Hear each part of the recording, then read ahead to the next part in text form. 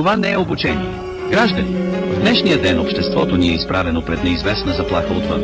С цел опазване на живота и здравето ви, потърсете подслон незабавно. Заключете всички врати и прозорци, които водят навън, и ограничете видимостта през стъкла, мрежи и други.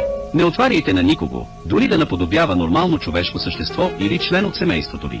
Намерете безопасно място за укритие в дома си и запазете тишина. Не инициирайте разговори. Ако член на семейството ви остане отвън, не правете опит да го спасявате собственоръчно. Изключете всички електронни устройства, особено тези с излъчвателен екран или високоговорители, незабавно. Не допускайте деца в близост до устройства с екрани или високоговорители. Ако чуете реч, наподобяваща човешка в дома си или извън него, не правете опит да отговаряте, колкото и разумно да звучи тя. При наличие на огнестрелно оръжие, незабавно установете контрол над него и се пригответе да го използвате. Не се отделяйте от огнестрелното оръжие при никакви обстоятелства.